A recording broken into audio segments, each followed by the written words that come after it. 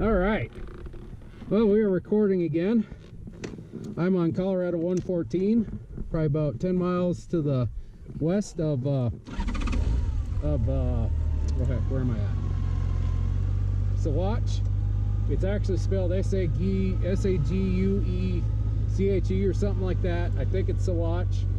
I don't know, I'm probably wrong. If I am, I apologize. Anyways, first of all, I managed to stop in the one place in Colorado where there's a ton of mosquitoes. Needless to say, that was pretty fun trying to take all this off.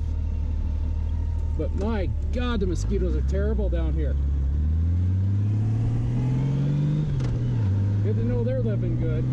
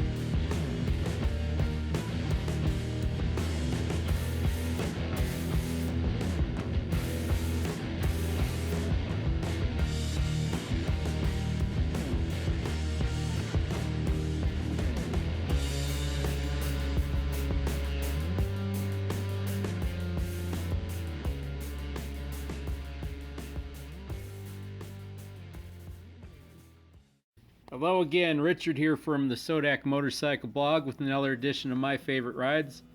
Today the Colorado edition continues, but this time we are going down Colorado Highway 114 and we're going to be highlighting Cochetopa Canyon.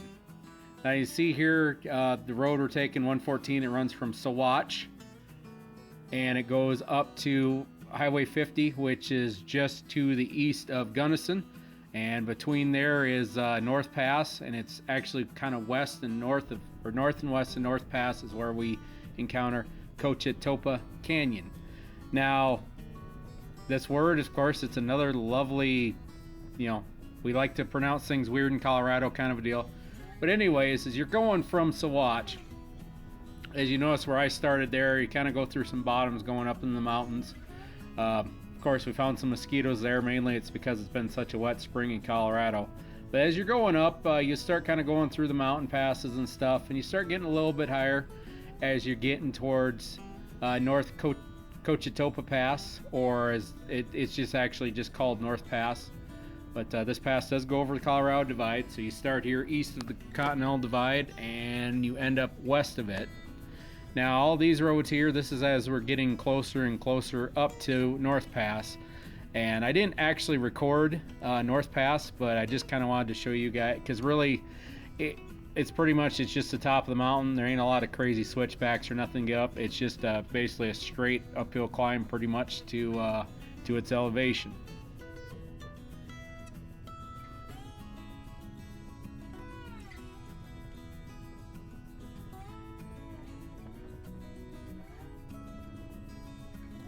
You notice we went through those little bit of trees there, and then as you get a little bit closer to the top, it kind of opens up a little bit more, and just kind of some more kind of open spaces here. And like I said, this is kind of most of the terrain up until and to just past of North Cochetopa Pass.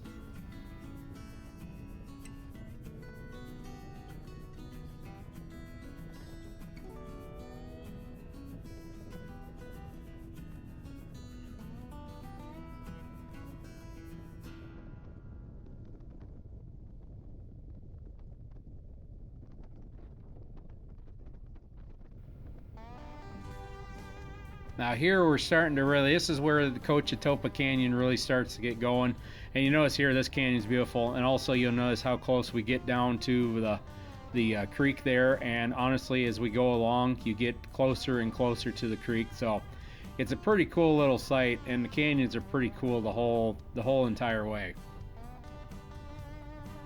And the other great thing you've kind of noticed about this road so far is it's a very open, wide open road. There isn't a ton of traffic on it.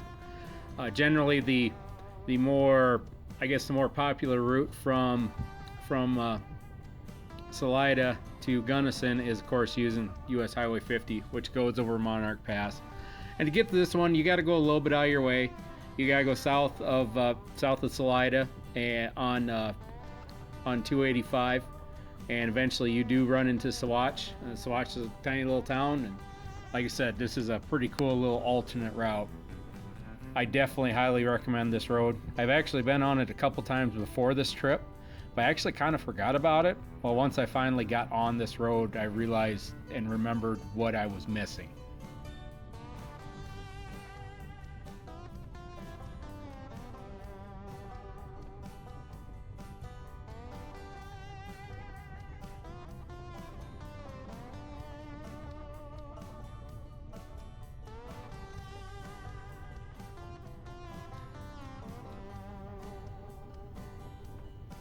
The other thing that really struck me about this day, this was the 5th of July of 2019, and what really kind of surprised me was the fact that it was just this whole day was such a beautiful day.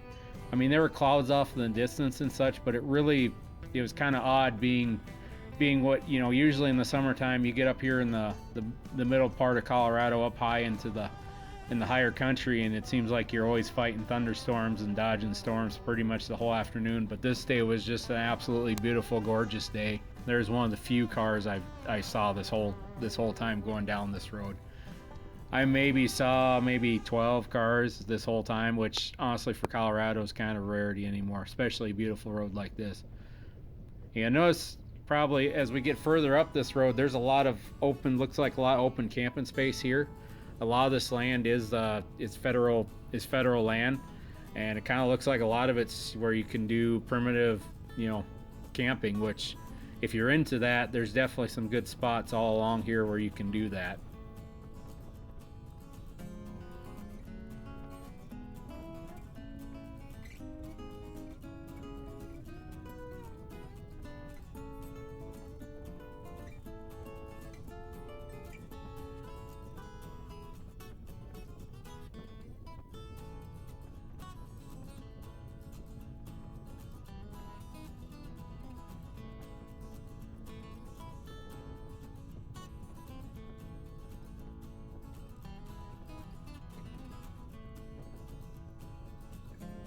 Now you'll see here, we're kind of starting to get out of the canyon. As you get closer and closer to Highway 50, everything kind of opens up a little bit. You kind of get to some more open, rolling kind of hills.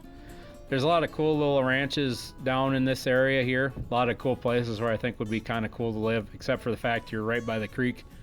But like I said, a lot of beautiful places here. There's a couple places here, like on my left. There's some good, looks like some pretty good grazing ground. There was actually one of these spots here, there's actually quite a few cattle out there, and it looked like they were really enjoying the fact it was a nice wet spring in Colorado and they had plenty of green grass and plenty of water to drink. Which honestly, considering what's been down there for probably easily the good last probably almost 10 years of just persistent drought, it was actually kind of nice to see things nice and green and all the river bottoms filled up pretty good down here in Colorado.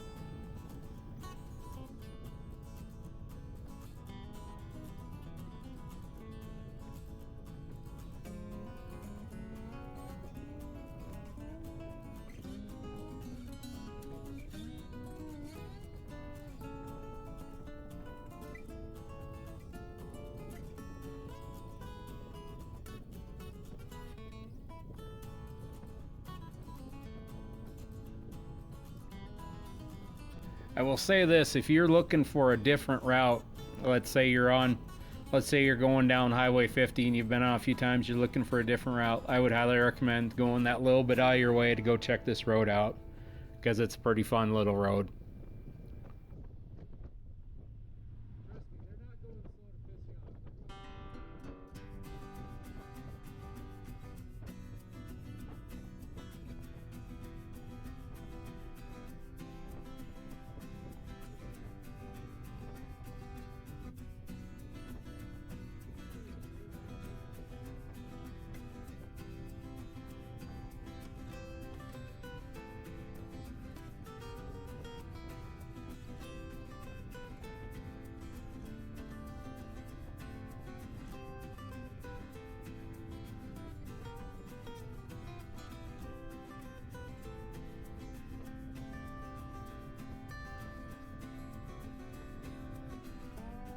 in true Colorado fashion, like I said, you get that, always say, you get past that front range and there it's pretty hard to find a road that's not good to ride on in Colorado.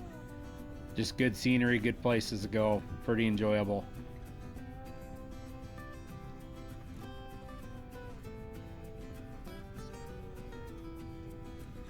And you see here, this is kind of getting on, we're starting to get on the last few stretches there. We're probably within just a few miles of Highway 50 now. This is definitely a road that kind of gives you just a little bit of a taste of everything.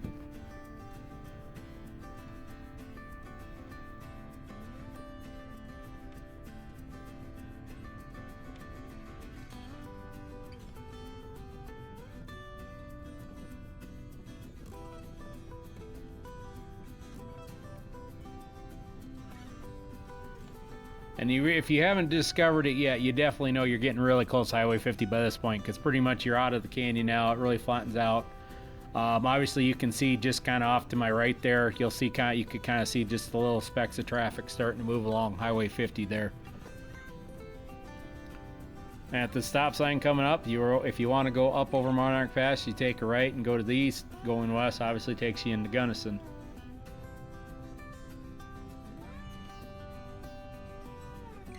And even though Gunnison, it is up in the mountains, but it's actually down kind of in its own little valley. Like the mountains are kind of a little bit away from it. And this is probably one of my favorite little towns in the world. Pretty enjoyable place. I like it.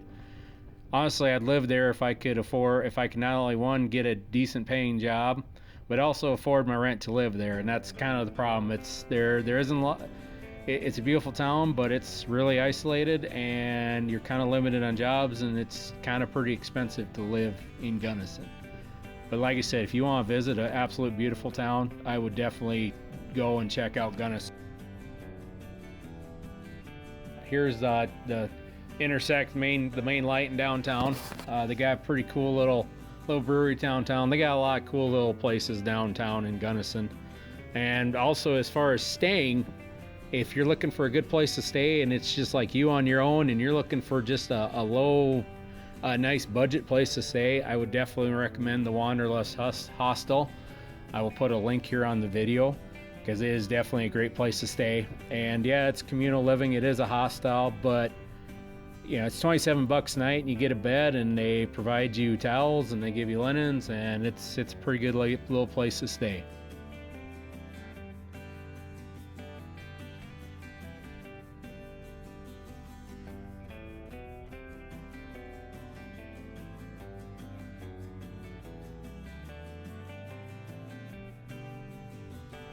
We're going to wrap up this video right here now. Anyways, this is Richard from the SoDak Motorcycle Blog. Just remind you to keep the rubber side down and enjoy the ride.